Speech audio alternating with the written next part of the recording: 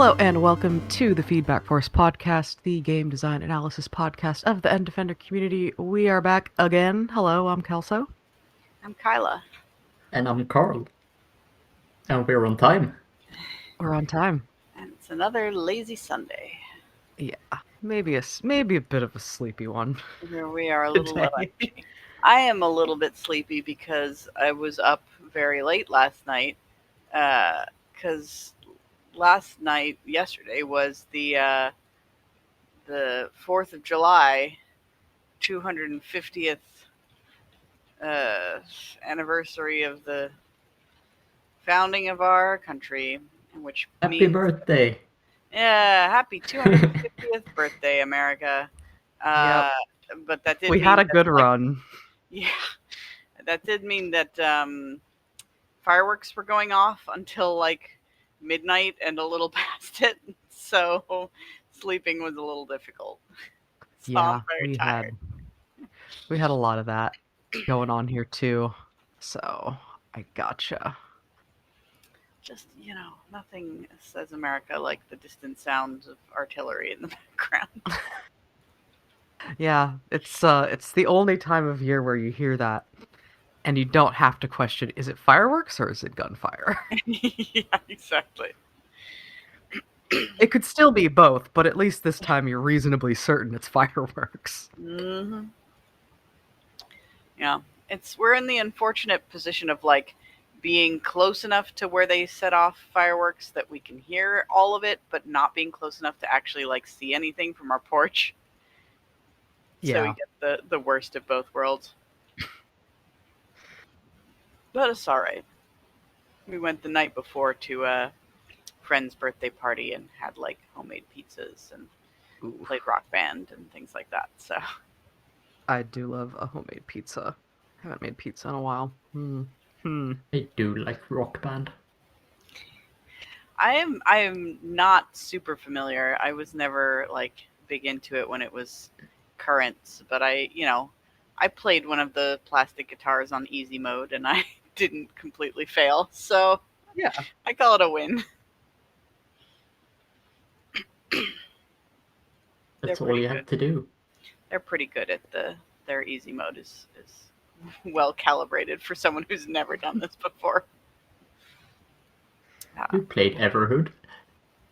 I did play Everhood, and I would have done singing, except the singing was mostly done by our good friend's 3-year-old, because they had the DuckTales theme song as one of the things on there, so he just wanted to play the DuckTales theme song over and over.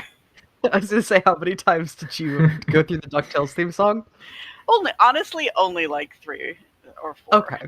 So not an insane number. But yeah, that's fine. That's fair. It was very cute.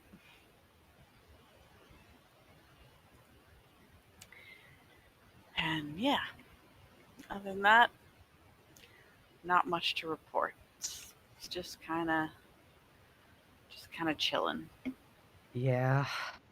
No, it's we were absolutely not going anywhere this weekend just because it's the weekends on a beach in a beach town especially are bad, but then like add in the holiday, no thank you.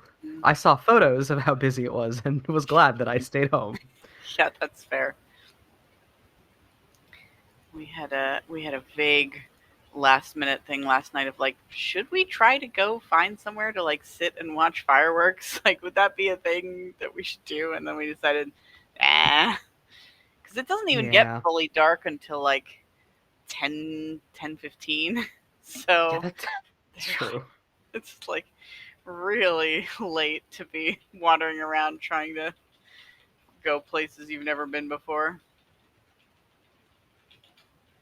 Yeah. Yeah, no. Fireworks is overrated. Yeah. It's I mean, it's fine, I guess. It's if Okay. Regular people, quote unquote adults with fireworks are overrated. Yeah. That's fair. I don't mind a fireworks display. Yeah, yeah. A like professional or semi-professional fireworks thing Yeah. is like can be pretty fun. I agree. Like, don't don't just go out and buy whatever like weird fireworks to set off in your driveway or whatever. That's how you set things on fire. That's not. I don't remember how is Washington State about their fireworks regulations. I don't know about the state, but it's definitely super illegal in our county. Yeah, that makes Um, sense. so I mean, not that that stopped anyone, but Sure. It makes it a little more of like a pain in the ass to get your fireworks, but yeah, that's about it. You just have to go somewhere and get them and come back. Um, yeah, yeah. Where yeah, we are, you have to go, down to North Carolina, drive 30 minutes to North Carolina to get the good stuff. And it's the same when I was growing up. It's like, oh, you just have to go across the river and they'll sell you the big explosions. yeah, yeah. Basically, the the New Year's one they've replaced already with a drone light show instead of fireworks because it's it's less smoky and uh, they can do more deliberate things with it anyway. So I think they did a drone show somewhere. I think they did a drone show in Colonial Williamsburg over here too. but it is a big number, a big fancy number. So people are going, we're going kind of all out. It seems like, but also we could just stay home and play Valheim instead, which is what we did. Mm-hmm. Yep. Instead of Sounds about fireworks right. in Valheim.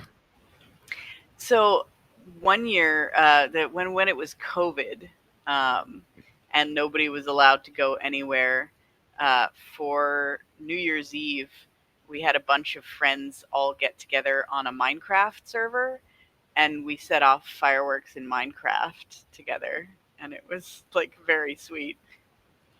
I've seen some of the like really intense fireworks mods that people have made also, which is very cool.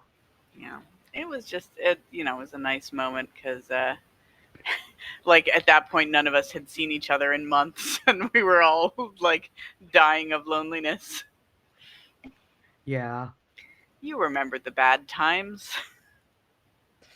It's funny, we were watching something earlier that was filmed like during like the very beginning, like earliest months of the lockdowns, and they it was filmed in Toronto, so they were just like walking around Toronto and the streets are completely empty. And I did say to my husband, I kind of miss it. Don't say that. I know. It's I was just thinking the same. okay, as long as it's not just not just me. Yeah. I really think I didn't like suffer that much at all from the COVID times. Yeah, it was, I mean, it, it had some silver linings for sure, but I would go back. That's Oh fair. God, I miss people like distancing themselves in like stores or when they like have a cold.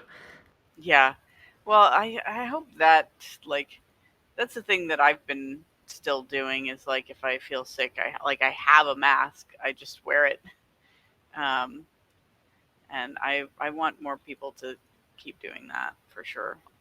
Doctors' offices still do a lot of around here. Do a lot of like, hey, here's a thing of masks by the door. Like, mask up when you come in. Oh, that's nice. Not here. No, No. No. That's fine. I avoid going outside as much as I can. I avoid being around people as much as I can, so it's usually okay. I also feel like I wash my hands when I've been outside a lot more than I used to. Like, I didn't used to, wash my hands just because I'd been to the grocery store or whatever, and That is now I true. do that. So that's like a habit I Yeah, picked up. I have kind of started doing that too, is just like washing my hands whenever I like I get to work and I have to open up the office, so I'm like touching all the light switches and like all the door locks. So I'm like, okay, I'm gonna wash my hands like as soon as I'm done doing that, and then I do the same thing when I get home. So I guess that is true. I didn't even think about that. Yeah.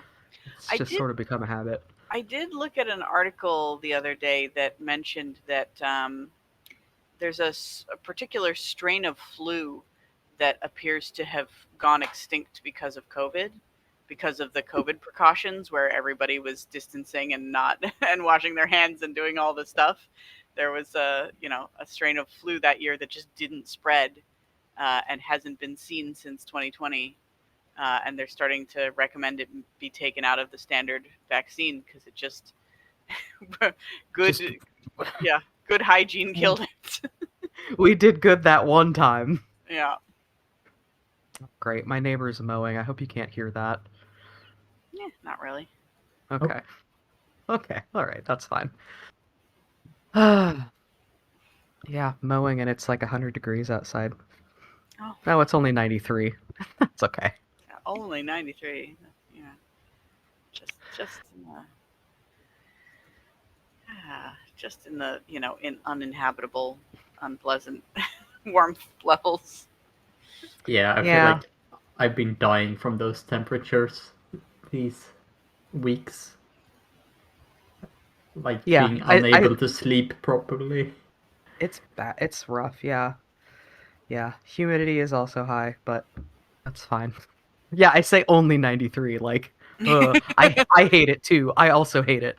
I'm not like one of those Texans. Like, you think that's hot? Shut up. Yeah, and I'm normally pretty cool with like warm temperatures. I have a very sort of cold-blooded streak of I like to be in the sun and basking. But 93 is starting to push it a little bit for sure. Yeah, that's fair. And I am admittedly the opposite. I don't like being warm. I do not like being warm. Um, if I need to get warm, I will do the cat thing. I will curl up in a patch of sunlight on the floor by a window Hmm. and just stay there. Yeah, That's all I need. we were talking, I think, before the recording started about the record heat waves that swept across Europe over the past few weeks.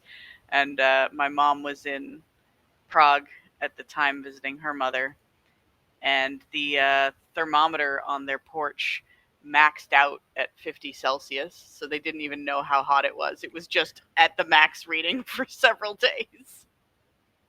That is nuts. Yeah. Yeah, she said it was like still in the 90s at like, uh, you know, 10 at night long after it had gone dark. So Yeah. that's rough. Yeah. Yeah, I I'm do. grateful that we're not that bad yet. Yeah. I do wish I miss being this is like the time of year that I'm like, man, I miss like being at a higher altitude because it Mm. does just like once the sun goes down, the temps drop pretty quick. But nope, I'm right here by the ocean where I have a big old heat sink, Mhm. just off of the ocean. So that's cool. Is it warm enough to swim? Have you been swimming? Uh, mm, I mean, I haven't. It is warm enough to swim, but I haven't been. It's warm enough for other people in theory to swim. Yeah, yeah. Yeah, my husband was talking to his boss, I guess. And, like they were just like talking about whatever. But he's like, yeah, my boss spent all day in a pool that was 95 degrees. I'm like, what? Like, you're basically just boiling yourself like an egg. At that point, you're sous videing yourself. Mhm. I guess if that's how you want to spend your day. Yeah. Yeah. I am actually looking forward to it being warm enough to do. We don't have a pool, but a friend of ours lives at an apartment complex, like more or less across the street, and they have a pool and can have guests Okay. over. Yeah.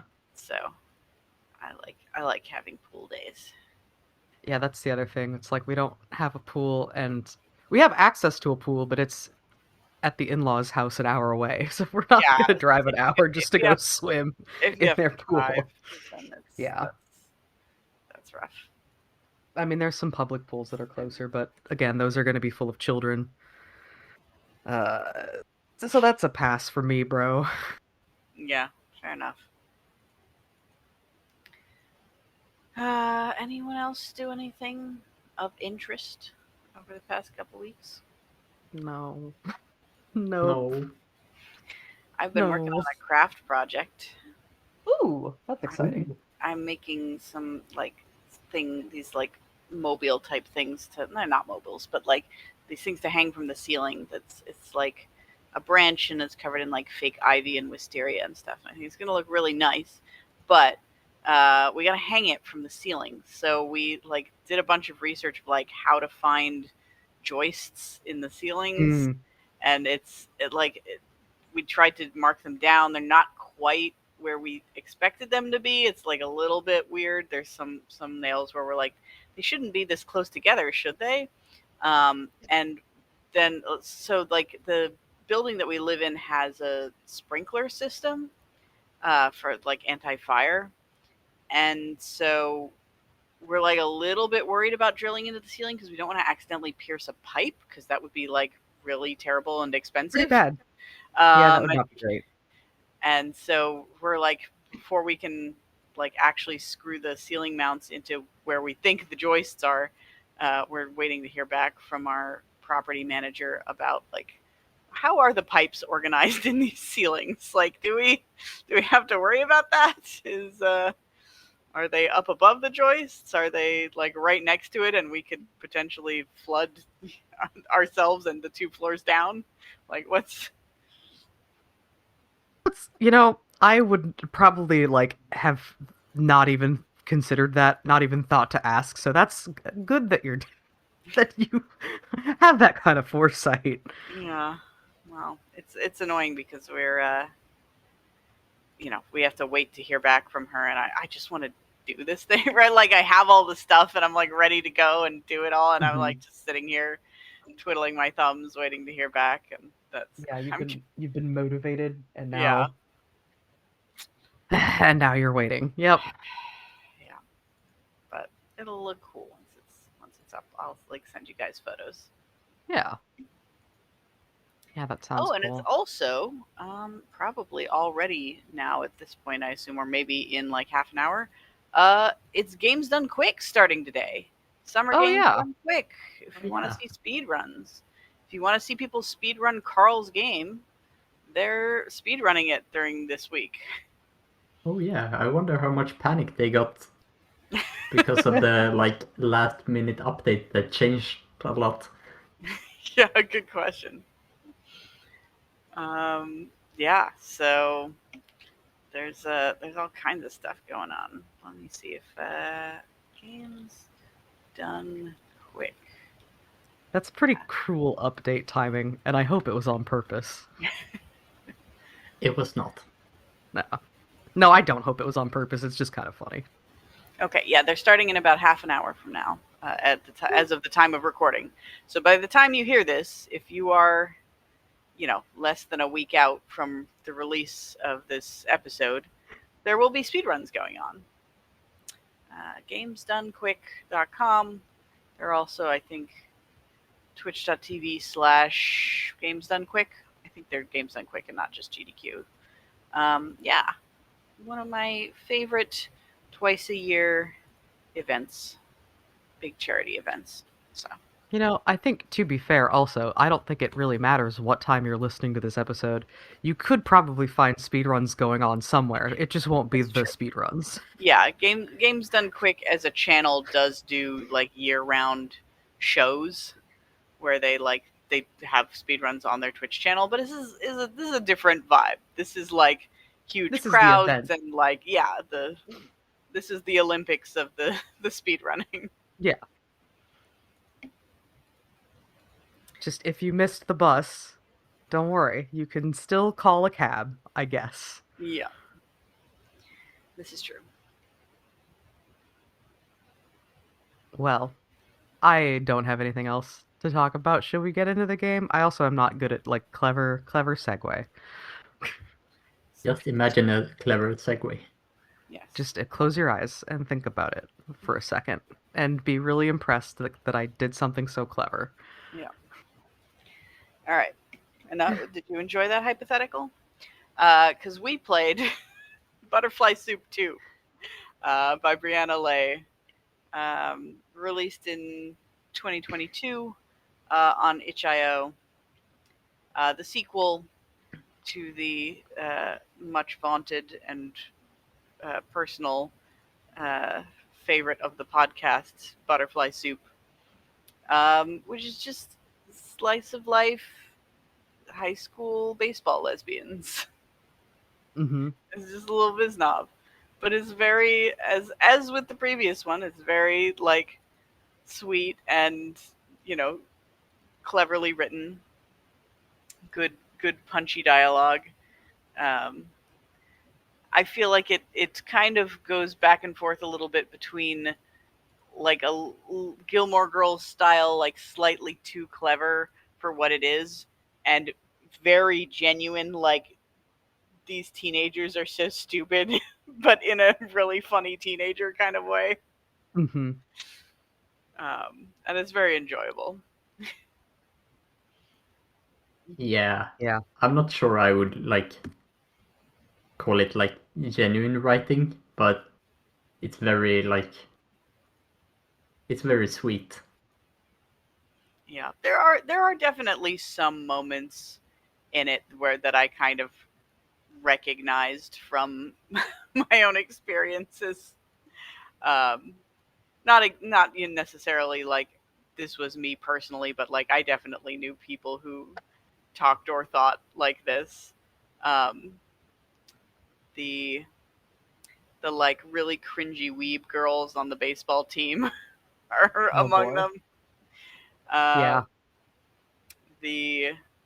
There's a scene, and we'll probably go through each character's section, but there's a scene where a character has to like look up something sexual on her laptop because she heard about it, and she's like trying to figure out like research stuff and figure out if it's real or not. And afterwards she's like, do I need to like burn this laptop just to be safe?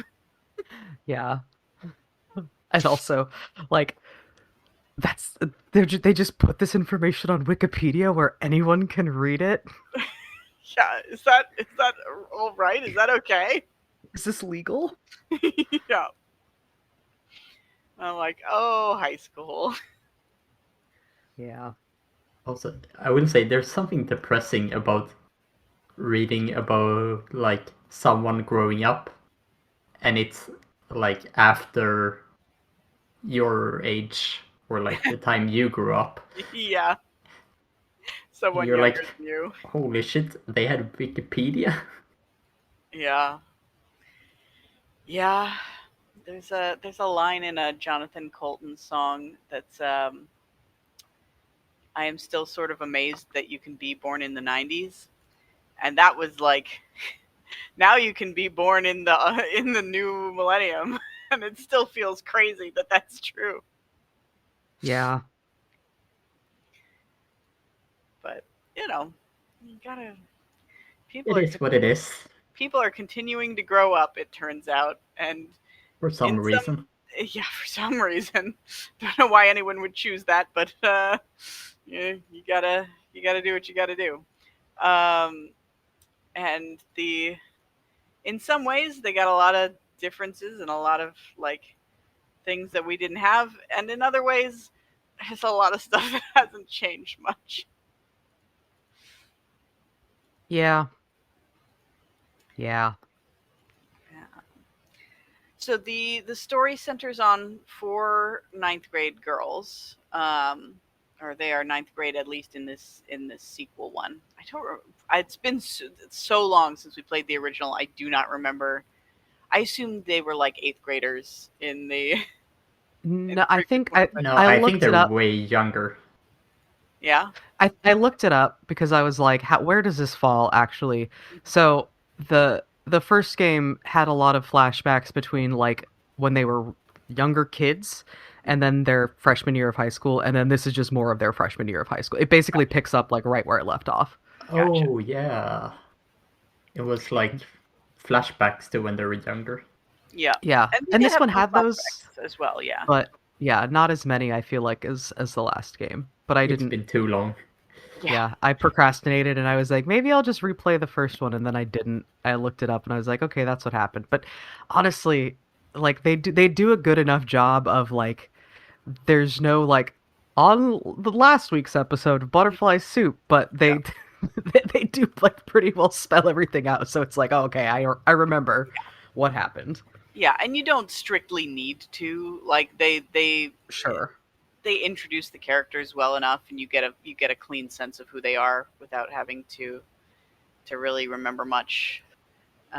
Although I guess, you know, if I don't know what the experience was like never having played the original. Maybe I remember more than I think I do. But yes, so it's 4 girls.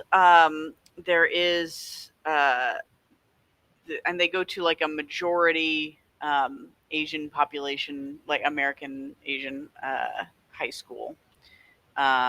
They are Noelle, who is um, they're all the kids of immigrants. So Noelle is uh, Taiwanese, I believe. Hmm. Uh, Yeah. Minso and her twin brother are South Korean, and then Akarsha and Dia are both Indian. And I mean, all of them are American, but that's where their parents come from, and so they're all dealing with like slightly different, but in many ways similar pressures at home Hmm. from their parents. And so a lot of the story is kind of focusing on their relationship with their parents and the pressures that they feel. And I don't know, it's like very like intimate and personal and like relatable in some ways, Hmm. in a way that like feels solid. Yeah. um we start with Dia, right? Is Dia? No, We start with we start with Akarsha. Akarsha. We start with Akarsha, Harsha, yeah. right? So we're picking up after at the end of the last game. Dia and Minso started dating, so we are picking up with the two of them are dating, and the other two are kind of like uh, I don't know how to explain their relationship. It's so weird. They're both like interested but like unwilling to say anything about it, but for different reasons. I mean, like, I don't know if Noelle really even counts as interested at the beginning of the story. I Because, guess that is true. I'm thinking more about the end, but like, yeah, she's mostly just like a little bit nonplussed by everything. Because Noelle is probably like the most sheltered of the group. She's the one who like didn't. It's revealed in one of the chapters that she did not realize that lesbians could have sex with each other. yeah, Like it didn't occur to her to like question how that could work physically. She just kind of assumed that it didn't. She's the one who's trying to look things up on the laptop later. yeah, um, and so like she's a little bit like, you know, I'm confused, but I guess I'm happy for them about those two. And Akarsha has a big crush on her, but also Akarsha is like completely like socially stupid. Like she does not know how to express that she has a crush in any kind of reasonable or healthy way.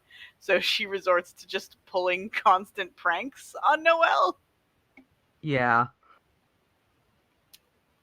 which is hilarious, but also like very facepalm. yeah. She's got that ADHD rejection sensitivity, I Hmm. think. Um, Yeah, and like yeah, she kind of half confides in Minso, and Minso's like, "You're like you're clearly like not committing to this because you're afraid of it, and like just trying to leave room to brush it all off as a joke, and like you're not going to get anywhere doing that. Like it's obvious that that you're not committing, and you're not gonna get anywhere unless you can commit to like this confession." And Akarsha's like, "But what if I confessed on April Fool's Day, and that way it could be like a prank?" It's like, Damn it. Yeah, I think the first thing she says is, "Well, what if I seduce her so thoroughly that she's the one who makes the first move and I don't have to?" Yeah. All right. Okay. All right, girl. Whatever. I mean, I guess that's a plan. That's Yeah. a plan that you can have. I don't know if I would count on it working, but you know. Yeah. I feel like I I was definitely of these girls. I was definitely more Noelle than anyone else when I was in high school, and I feel like a personality like Akarsha would have driven me absolutely up the wall. I would not have handled it well. Yeah, I feel like I'm somewhere in between Akarsha and Minso, which is like probably the worst combination. That does not surprise me. Yeah. Broadly speaking, and these are all like, they're pretty well realized characters. They have depth to them, so it's like not entirely fair to just reduce them to archetypes. But broadly speaking, Akarsha is the like ADHD silly like kind of uh, uh, like hot mess one. Dia is the like shy, quiet one who's also like really physically competent and like good at sports and like very tall, very strong. Mhm. She's like the quiet giant type. Noelle is the like uptight, sheltered one who is a little bit of like a know-it-all. And then Minso is the kind of like slightly psychopath one who like wants to solve every situation with violence. Yeah, I Minso is like short guy syndrome plus what's plus I don't know. Short guy syndrome but like not not constantly angry. It's Mhm. there's like a sense of justice to it. Yeah. Um, and we may lapse back and forth between referring to Minso as she and or they, because I think the narration of the game in their high school years refers to her as she, but then there's a flash forward at the end where they are going by they, um, Yeah. because they have some uh, gender dysphoria, confusion, questioning stuff that is part of their storyline. But yes, but first, Akarsha. So, Akarsha's storyline starts with like they're throwing a surprise birthday party for Noelle. Or is it for Noelle or is it for Dia? I think it's for It's for Noelle. Noel. Noel. Yeah. Yeah. And like Akarsha kind of realizes that she has a crush on Noelle and comes up with like this brilliant plan to seduce her. And it's I don't know. It's mostly about like the weird hijinks that she gets into with like being unable to properly confess her feelings. There's a Well, little and bit of her family stuff, but it's not as much as with everybody else's. yeah, and the other like big kind of internal conflict is not just like, oh, I have these feelings and I have to like figure out how to tell her, but the other big part about it is she has some really strong like self-worth struggles. There's a lot of back and forth about like I wish people thought that I was worthy of loving. There's a lot actually of that I, in a way I feel like it kind of doesn't go anywhere because everything Yeah, just works out. Um, but it's definitely brought up that she's got some pretty strong issues of like feeling alienated and then being like the clown to kind of deflect that and then that is even more alienating in a way. yeah. Yeah. I feel it. I, I get it. I understand that. I almost feel like it was a bit random to throw that in, since they kind of don't explore it enough Yeah. Yeah. for my liking. It kind of But feels like whatever.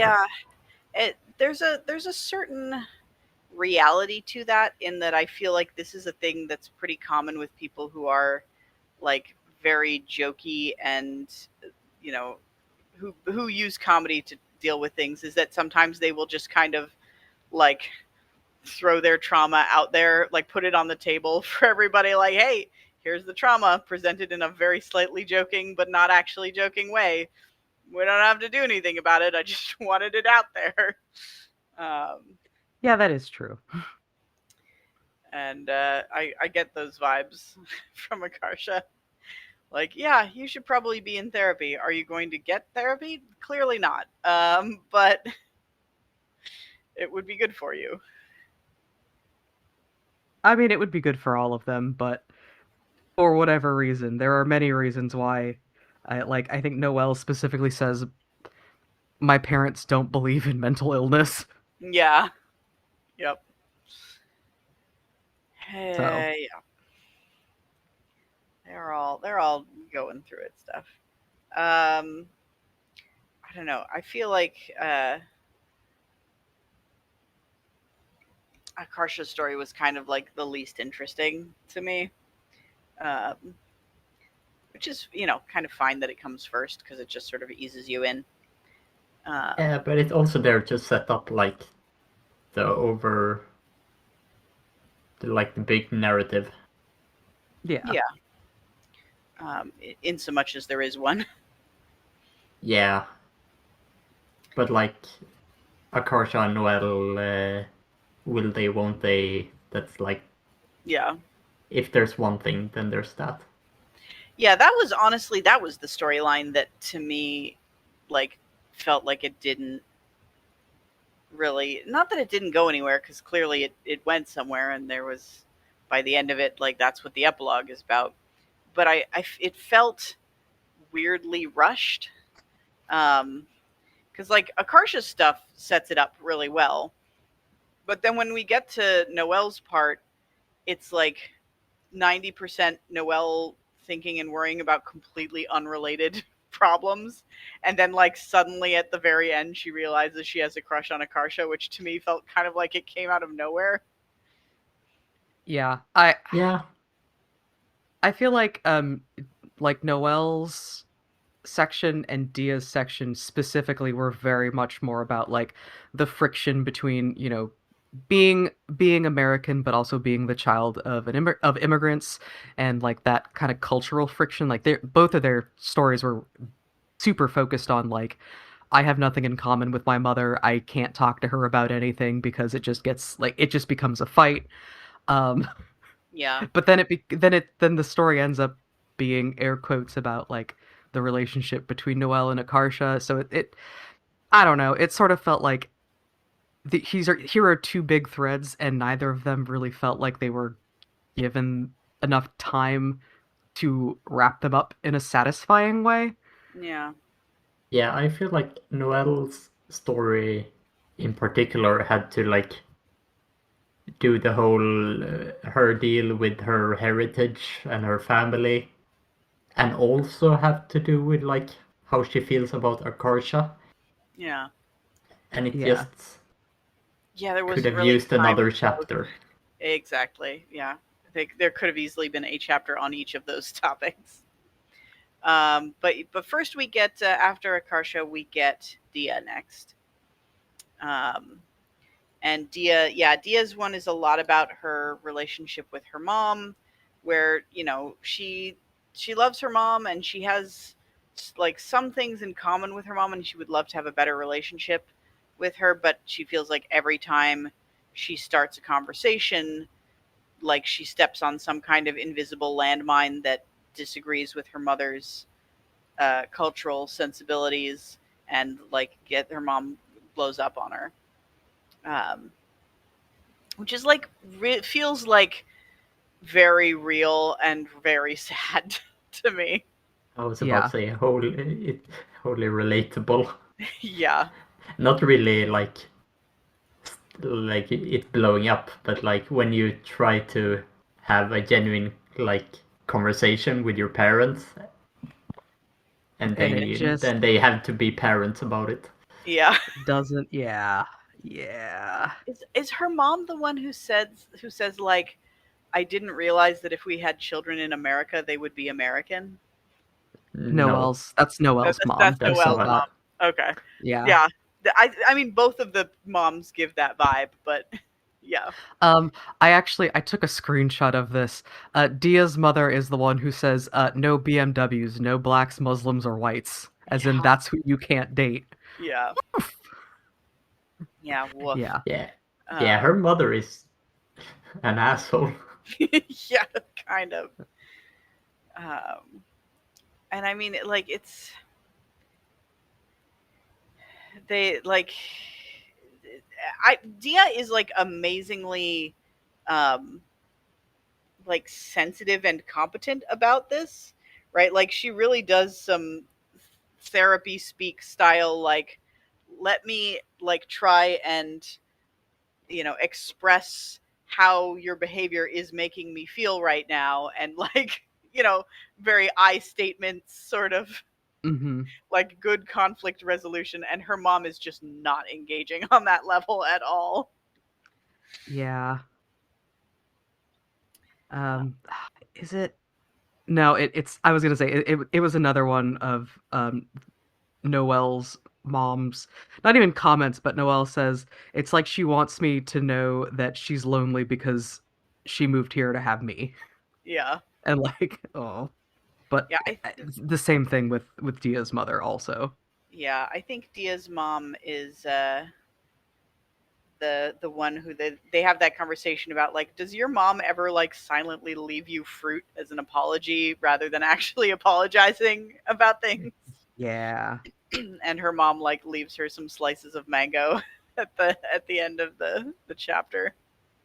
I would probably forgive anything for some good mangoes. Good Just mango. saying. Just saying. Yeah. And yeah, so like, obviously, uh, Dia's mom doesn't want her even associating with Minso on a friendship level, and obviously has no idea that they're dating, because Dia could never tell her that. But Yeah. like, even when they were little kids, and uh, Dia's mom saw that Minso wasn't wearing like stereotypically girly things and like had short hair, she was like, "Oh, well, she's clearly like a freak who doesn't care about gender norms, and you need to stay away from her." And it's like, Yeah. excuse me, Yeah, like there's because she's something super not wrong with her. because she's not dressed super feminine. Like, this is like when she's still too young to have any actual like gender confusion issues. Yeah. And it was I think that the issue was first her mother says, "Oh, who was that boy?" Hmm. Like so she mistakes Min for a boy.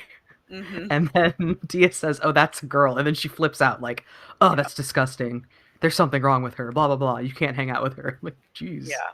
And yet Dang. later on, when uh, Dia expresses the desire to like express herself more femininely in the way of her peers, where she's like, "Hey, I just found out that like everyone on my baseball team has been shaving their legs, and like maybe I should shave my legs too because apparently that's like the feminine thing to do." Her mom also freaks out about that, like, "Oh, you can't do that. That's like, whores who are trying to attract boys do that, and like you need to not date until college, and then you need to date like exactly the sort of person that we approve of and no one else." And it's just like, And it's weird because a lot of it also that she doesn't come at it from like a promiscuity thing. She comes at it from like well, that's Western culture, that's Christian culture. yeah, So you don't need to do it, basically, just like completely shutting her down. yeah, yeah. It's rough. That, to me, that like the relationship between Dia and her mom was one of the things that felt the most like real to me in this whole thing, where it's like, oof, this is like more relatable than I want it to be. Not that I have a bad relationship with my mom. I have a great relationship with my mom, who is Yeah, also an immigrant. But no, like, I've been in situations with like that kind of like child adult tension, and it's so painful. Yeah, yeah. kind The of wish there was a little bit more nuance to her mom. Hmm. She she just goes very racist very hard.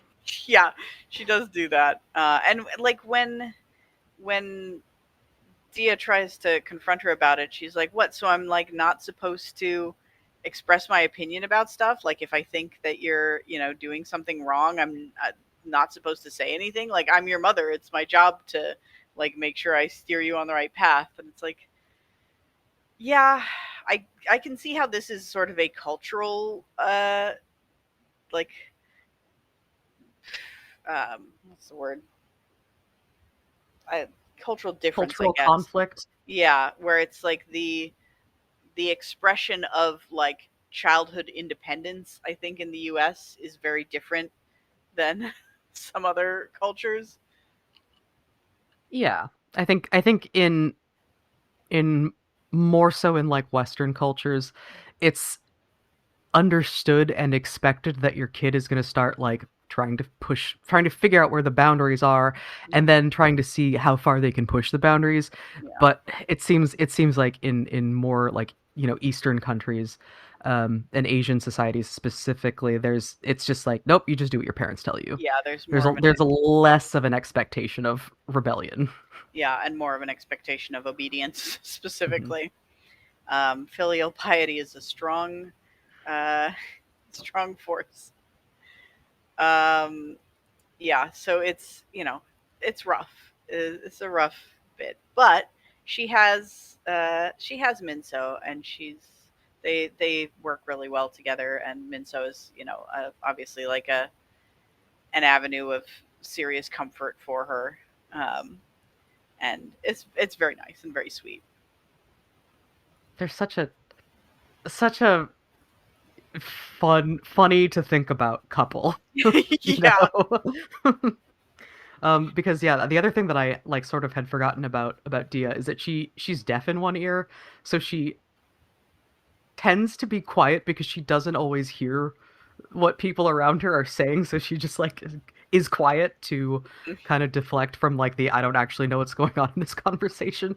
So you've got like the tall, very quiet girl who is like buff as hell, and then the tiny, loud Spitfire. Firecracker. Yeah. Hmm.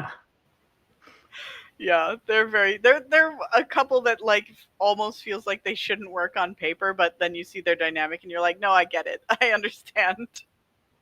Yeah, it's like when everybody was drawing like, what's your favorite ship dynamic? And Mhm. that's for sure one of them. Yeah. Yeah, it's a good one. It's very solid. Um So she's really tall. yeah. Yeah, she's 5'10". Oh And dang. yeah, in ninth grade. And she's Yeah. she's the one that like she's very good at baseball. She's the one that everyone asks to like open their water bottles for them because she's so strong. There's a scene in which she like I think puts a water bottle on Noelle's head to brace it and then opens it with one hand. Yeah. That was impressive. I'm not gonna lie. Yeah. I think Dia is my favorite in terms of like probably the person I would most want to be friends with Yeah. because she seems just like very sweet and very personable, and I don't know. She's a cinnamon roll. I like her a lot. Yeah, she is very much a cinnamon roll. Um, and then we have Minso's story, which involves like flashbacks. So Minso apparently their family like moved around a lot when they were kids. So Minso's been to like a few different schools, and like there's some flashbacks to people being like incredibly racist towards them in a in the like middle school in Florida. Even like the freaking teachers, Oh, like not that I was so like just sad and disappointed, but like again it like feels very real. There's a scene where like the teacher is trying to pronounce her brother's name and like asks him to repeat it like two or three times and then decides she's just going to call him John because she can't say his name. And I'm like, That's man, fuck that teacher. I know. I saw that and I was like, that's crazy to me because it's two syllables. It's two syllables. Like, come on. His name is Junso. It's not hard. It's Yeah. just not an American name. Like, Yeah. I don't know. That shit is crazy to me. Like, you can't even try. God. Yeah. And like the brother who is much shyer than Min is like, no, it's fine. Like she can just call me that. I'll get used to it. And it's like, no, man, like that's your name. Like, fuck that teacher. Yeah. Ugh. Anyway, Min's story. Min's story is like really funny and kind of sad at the same time. They're doing like a video for school, and Min like accidentally runs afoul of one of her like classmates, and I think teammates. Is this also one of the baseball team members? Yeah, Esther's also on the baseball team. Yeah, Esther, who is half black, half Chinese, and Min says something like pretty racist to her without realizing it. And when Esther calls her out on it, Min gets like very flustered and freaked out because she's had to deal with so much of this bullshit her entire life. She's like, oh my God, am I a racist? I'm the worst person in the world. No one can find out that I'm a racist. That's like a very like shallow understanding of what racism is and means. Yeah. Yeah, but Well, there's and also first, like the relatable thing of when you're being called out, your instinct is to like defend it. Defend it. Get defensive, deflect it. Yeah, it's a very this also felt to me like a very convincingly high school moment of like, yeah. oh shit, this is the first time I've ever been confronted about like something I didn't really think about myself, and I do not know how to react to this. Yeah. Yeah. It's how do I like move on from this, Yeah. without, I don't know. It's like the internal pain of like, uh-oh, I didn't think I was racist. I'm not racist, but I just did something racist. Yeah. When in the end, when she finally does end up like apologizing to Esther about it, Esther says something like, well, next time this happens, you should do, XYZ. And Min's like, what? Next time? Like, I'm not, what do you mean this is going to happen again? Yeah. And it's this whole sequence, the whole sequence with Min is like a very silly one, because at the same time they are also filming this documentary about like wolves being taken off the endangered species list, and it's like very chaotic and dumb and funny and just like very high school project. They like accidentally roll a tent into a ravine twice, I think. Yeah. Yep. And they're just like the thing, the way they choose to do this report about the wolves is like they're doing it like an interview show where like one of them is playing a reporter who's talking to a bunch of different people about how they feel about the wolves being taken off the endangered species list, and one of the people that they interview is a family of wolves, and then a hunter comes in and shoots the baby wolf. Like, it's a very ambitious, Very but, on the nose. yeah, not very sensical kind of. Well, yeah, it's very on the nose, and yeah, kind of cute and silly, but like also the only costumes they have is like their like weeaboo baseball teammates have like some like Catgirl costumes from when they were cosplaying. Yeah. They're like, I guess that'll do for the wolf costumes. Do you think anyone's going to be able to tell these are cat ears? Nah. Yeah. Yeah, I mean, I understand though. I remember specifically it made me think of when I was in high school. Um, I don't know like if this is common or not, but my school you had to take like a mandatory only one semester, like once a week. It was like child development and parenting class. So I had to do like basically whenever you are given the opportunity to do something creative, you kind of just run with it. Yeah. So one of I had a group project, and I don't even remember what the topic was. It was just like I don't remember if it was chosen for us or if we had to like pick from a list, but we ended up writing and recording a song, uh, just about how you should not shake your baby. You should not shake your baby.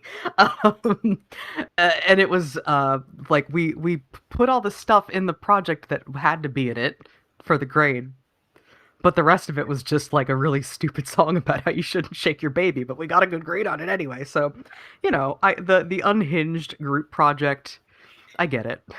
Yeah. You Fair take what enough. you can get. That's fun. Yeah, Yeah. This definitely feels very similar. yeah. I wish I had that recording, but it's long gone, long gone. Oh well. Yeah. Um, yeah. Am I misremembering? And maybe I assume probably neither of you remember either. But were there like non-visual novel mini games in the first Butterfly Soup? Were there? I don't remember. Too long ago. Yeah. Okay. Never. Yeah. Like Never mind. something rings a bell when you say that, but y- I you had the could vague. just will it into my mind. I had the vague like memory of like a weird baseball mini game. Um, that, but it's possible that I'm hallucinating that. Um, so so who knows? But the I kept expecting um, something to pop up, and especially like in this chapter, there's a thing where like Min and Dia are like throwing rocks at a tree stump, Yeah. and I somehow expected that to be a mini game for some reason. Yeah, that would have been a great minigame. They also could have in that same scene put the pet the dog minigame. Yeah, yes, there is a very cute dog petting.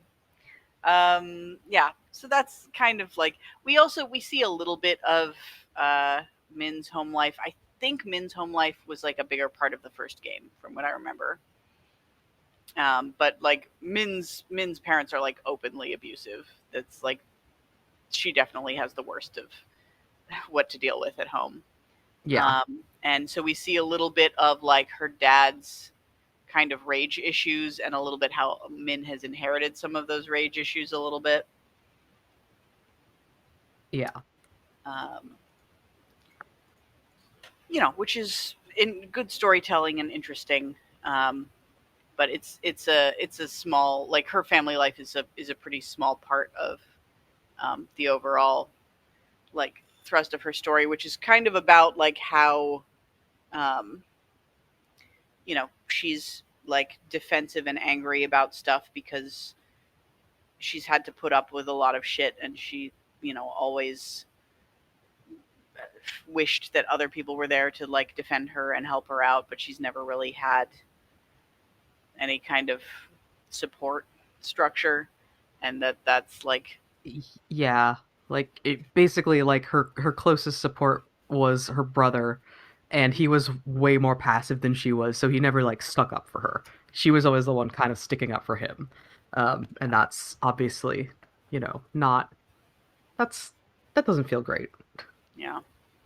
And so it's that's kind of like a crux of her personality and like why she's developed the way she has and why she's so hostile and and defensive and things like that.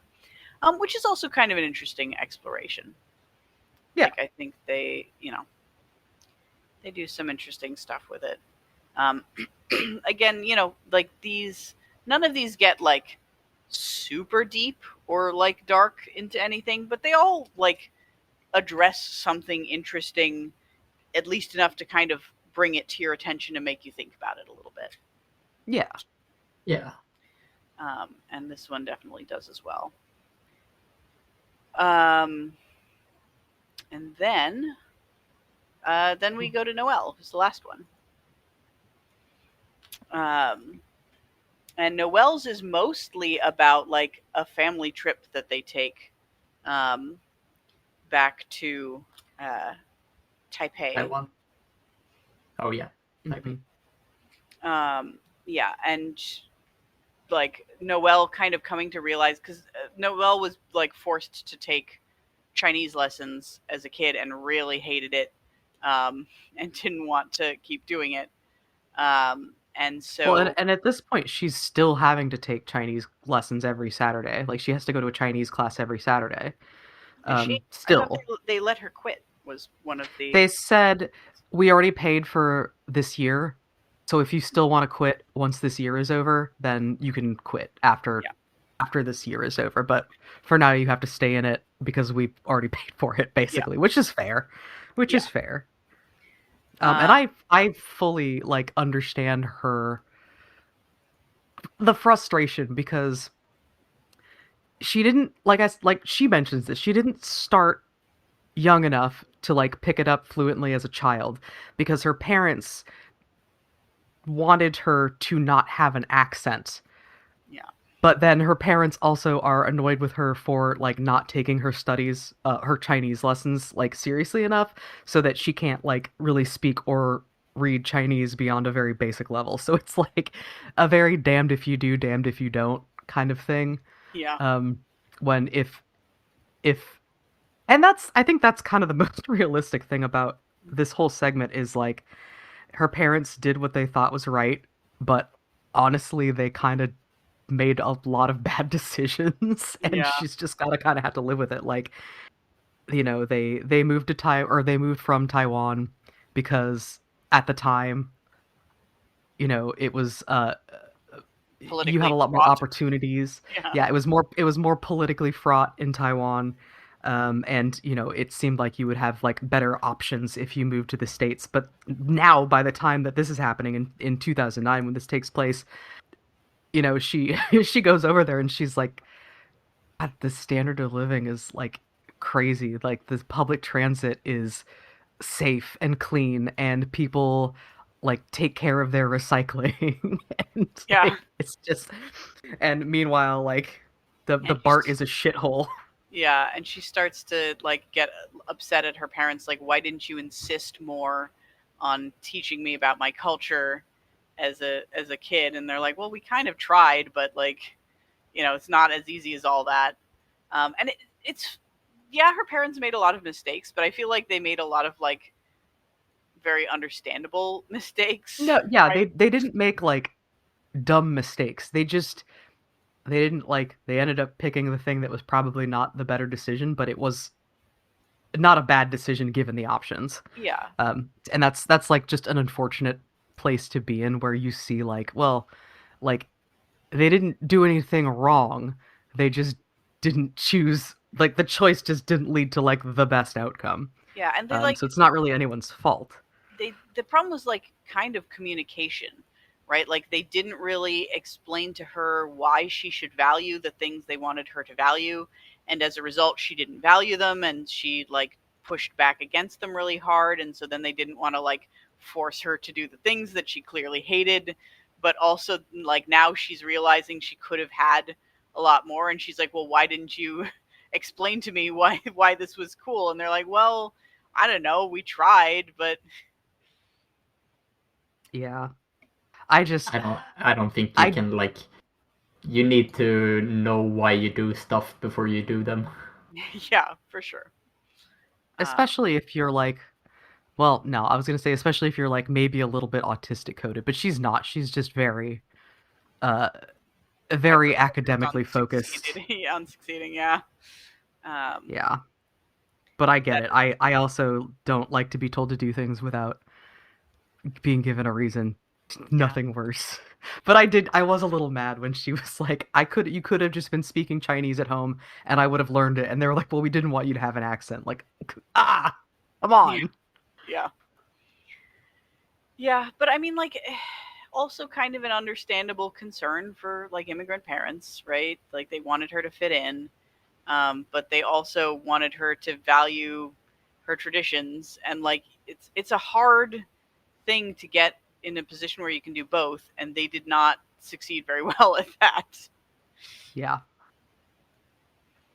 Um, but yeah, so her story is mostly about this trip and about like kind of realizing the culture that she missed out on, and like realizing that maybe she values it more than she thought she would, and like what her life, how her life could have been different if her parents had never moved to the US. And um, yeah, and sort of it's really introspective. I think it's kind of an interesting perspective that you usually don't get in this kind of story, because there's usually a lot of like, hey, we're here now, we're making the best of what we have, and like we like this new culture, and we're not going to say, like we're not going to say bad things about it, kind of thing. And this is more like, no, there is also value in the parents' culture as well.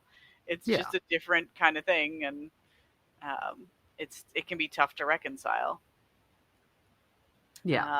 And that was interesting, I thought. And then at the end, she comes back and she's like, "Whoa, actually, I think I have feelings for Akarsha." And then like it ends. It's like Yeah. it comes a little bit out of nowhere.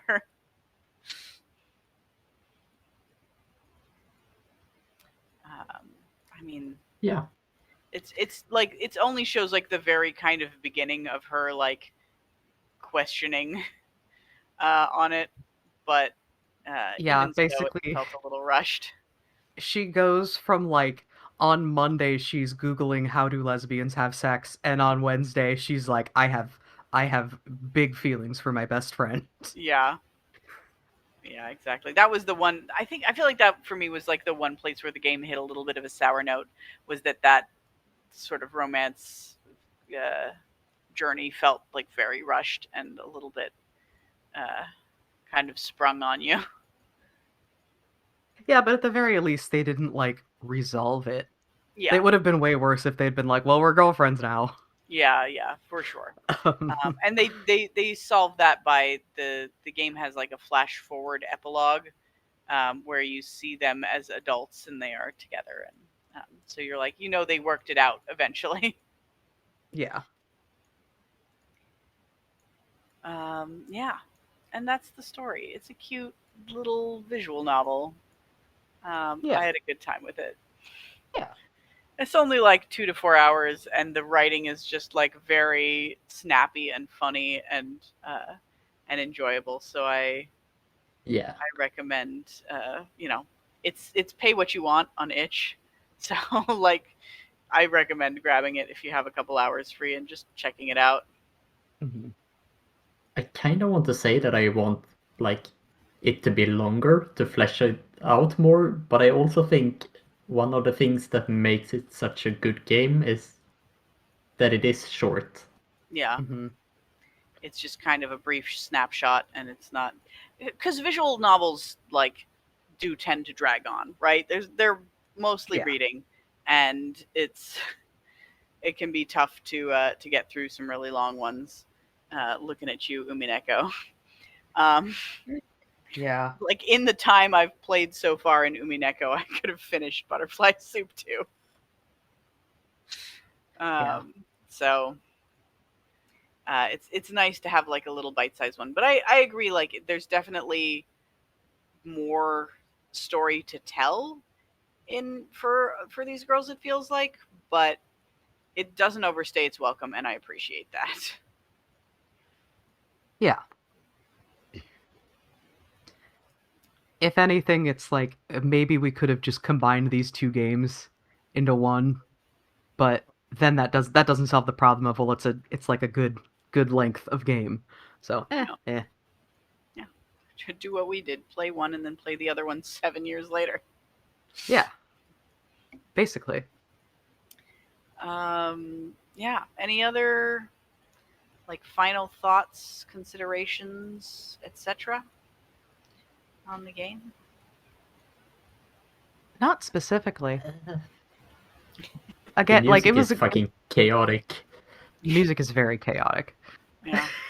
And the Um, art style is like the character portraits on like slightly photo manipulated backgrounds or slightly manipulated photo backgrounds, I guess. yeah, Um, so like it's it's nothing like earth shattering, but it's serviceable for what it needs to be. it's exactly what you know to expect from an indie visual novel. Yeah, Basically, if you've played an that, indie visual novel, you that's know what it's on going to look like. itch for pay what you want. Yeah, And like I'm fine with that. yeah, no, It's it doesn't get in its own way. And it's like, I don't know, I never am bothered by like, we just took a photo and put a slightly filter edited on it. it. Yeah. That's fine. That's fine. I'm one of those guys. Like, I fucking hate drawing backgrounds. Don't make me do it. Just let me Yeah, take a and picture. I'd rather people do that than AI gen whatever nonsense. Yeah, So exactly. at least there's some Exactly. intentionality to it. Yeah. So good job, Brianna Lay. Thank you once again for this very sweet little game. Yeah. Yeah. And Carl, you said she's doing like a Kickstarter at the moment for another game. Maybe we should find and plug that. Do you know what it is? It was Crane something. I don't know. Hang on. I can find it. Uh, My new game is on Kickstarter now. Here is a link. Crane Rider's Crane Tale. Rider's Tale. Oh, yes, yes, yes. I did watch the trailer for that. That looked really cool, actually. That looked kind of rad.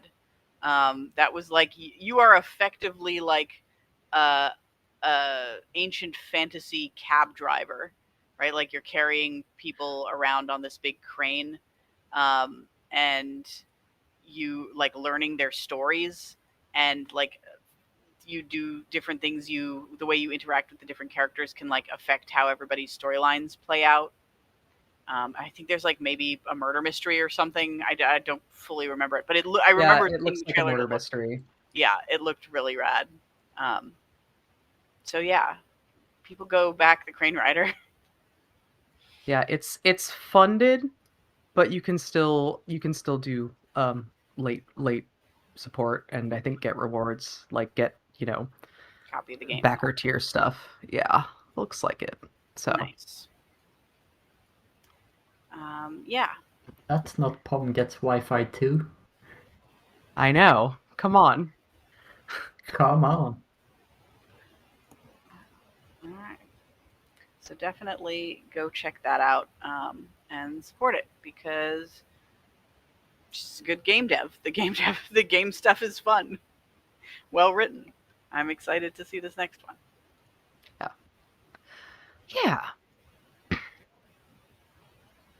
Okay, I need to stop looking at the I need to stop looking at this Kickstarter and talk about the next Let's game talk that we're about playing. what we're doing after this. Yeah, so our next game, we're gonna play Strange Antiquities, which is I don't know if it's a direct sequel or not, to Strange Horticulture, which I think we talked about playing it for the podcast, but we didn't, but then I just played it on my own. It's a like puzzle mystery game with a sort of loose like store management. It doesn't really even have any store management like that you really have to do, but that's kind of the framework. So in this one, instead of having a like garden plant shop where you sell weird poisonous plants and stuff, you I guess are just selling cursed artifacts and solving a mystery. Um, but yeah, it's very, very puzzly. So that is what we will be playing next. And right now, the Steam sale is going on, I think, for another couple days. So you can get it 33% off if you're interested. But that's that. Strange Antiquities, that's what we're playing next. Yeah. Looking forward to. It sounds like it has kind of an interesting mechanic, so I'm looking forward to seeing how that works. Yeah. So that'll be in a couple weeks, maybe 3 weeks. We were talking about this one might be a 3-weeker. But that's fine. You'll find out when we put out the next episode. Yeah, it'll release when it releases. It'll release Yep. when it releases. You can keep track of these things on our Discord. You can find the Discord by going to linktree/feedbackforcepodcast. All of our links are there. Spotify, YouTube now. We are putting the episodes from 200 on. Was it 200 or 201? 201. 201. 201. On YouTube. Hooray. Yeah. And Yeah. And you can come to our Discord and chat with us and recommend games or talk about the games we've played and how you feel about them. Or, talk to us about potentially being a guest on the show. We love having guests to come in and talk about games that they like and why they like them or why they hate them. How they feel about things that we're playing. So Yeah, if we're playing a game that you feel strongly about, please pop in and say you want to join us. Or if you just have a game that you really want us to play so that you can so that you can come and talk about it with us, then also you can just suggest it. That's fine. That's fine too. That also works. Yeah. But yeah, as I sipped the last of my iced coffee, it did sort of wake me up. I will try and remember to put a link to the Crane Rider's Tale Kickstarter in the YouTube description, if I remember. Sure. That's not a bad idea. I'll try to remember to put it on Spotify also. Does Drop a Spotify link in. do that? I think so. Maybe. But if it doesn't, it'll be in the Discord too. I'll put it in the Discord. Okay. So yeah, that's it. Slow, sleepy one this week. What are you going to do? It happens. Yeah. Yeah. Thank you for listening. We will be back in the next one. Yeah. Bye-bye. Bye.